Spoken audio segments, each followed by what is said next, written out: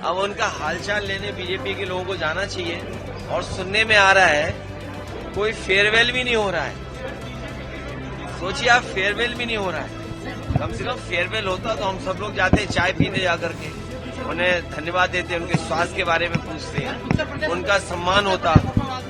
उपराष्ट्रपति जगदीप धनखड़ ने भले ही स्वास्थ्य कारणों का हवाला देते हुए पद से त्यागपत्र दे दिया हो, लेकिन विपक्षी खेमा इस्तीफे के पीछे कोई और गहरा कारण बता रही है।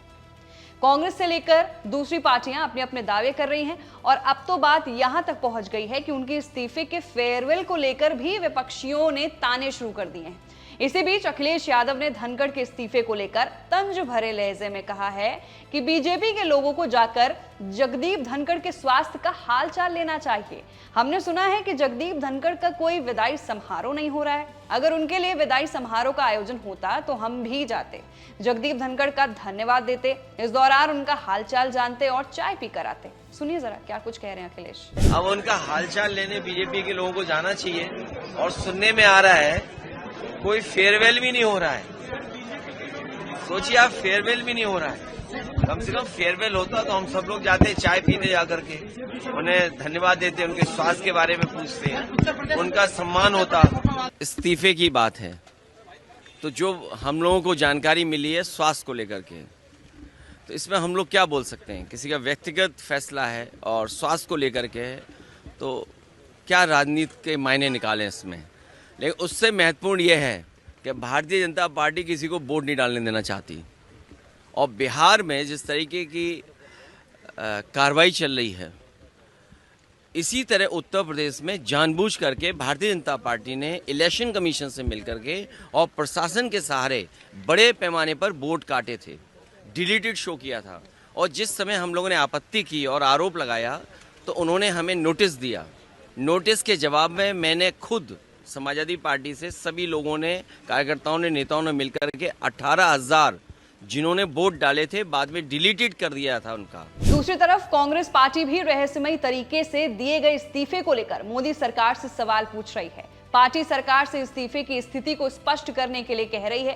कांग्रेस नेता जयराम रमेश ने भी दावा किया है कि जगदीप धनखड़ ने सिर्फ स्वास्थ्य की वजह से ही इस्तीफा नहीं दिया है, बल्कि इसके पीछे और कोई गहरी वजह है। इसके अलावा उत्तराखंड के पूर्व सीएम और कांग्रेस के सीनियर नेता हरीश रावत ने भी दावा किया है कि बिहार के एक व्यक्ति विशेष को एकोमोडेट करने के लिए धनखड़ से इस्तीफा लिया गया है। सुनिए क्या कुछ कह रहे हैं। माननीय उपराष्ट्रपति से ज्यादा बेहतर इसको कौन समझ सकता था जी जगदीप धनखड़ जी से, कि संसद के सत्र के पहले दिन, और वो भी जब प्रधानमंत्री जी की विदेश यात्रा की तिथि भी आ रही है, तो आप इस्तीफा दे रहे हैं। तो इसकी आकस्मिकता ने न केवल चौंका दिया है, बल्कि बहुत गहरी बात लगती है। और कुछ सूत्रों जो नाम चल रहे हैं अब उनके बाद देखिए, तत्काल नाम चलने भी प्रारंभ हो गए। उन नामों में अधिकांश नाम वो हैं जो किसी न किसी रूप में बिहार के चुनाव को प्रभावित करते हैं। और कहा तो ये जा रहा है कि वहां पर जो उनका गठबंधन है भाजपा का, वो कुछ असहज हो रहा है एक व्यक्ति विशेष के कारण, उसको एकोमोडेट करने के लिए ये संकेत से जगदीप धनखड़ जी को दिया गया कि महाराज बहुत हो गया, आप उतर जाइए। दरअसल मानसून सत्र के पहले ही दिन की कार्रवाई समाप्त होने के बाद देर शाम एक चिट्ठी वायरल होती है, जिसमें जगदीप धनखड़ स्वास्थ्य कारणों और डॉक्टरी सलाह का हवाला देते हुए राष्ट्रपति द्रौपदी मुर्मू को त्यागपत्र लिख देते हैं। इसमें उन्होंने संविधान के अनुच्छेद 67A के तहत तत्काल प्रभाव से पद का त्याग कर दिया। अगले दिन मंगलवार को उपराष्ट्रपति के इस्तीफे को मंजूर कर लिया गया। तो फिलहाल के लिए जगदीप धनखड़ के इस्तीफे को लेकर बड़ा अपडेट है, जहां पर अब अखिलेश यादव ने अपनी प्रतिक्रिया दी है, वो भी उनके फेयरवेल पार्टी को लेकर। तो आपकी क्या राय है, नीचे दिए गए कमेंट सेक्शन में अपनी राय जरूर रखिए। मैं थी आपके साथ वंशिका सिंह और आप देख रहे हैं ABP लाइव।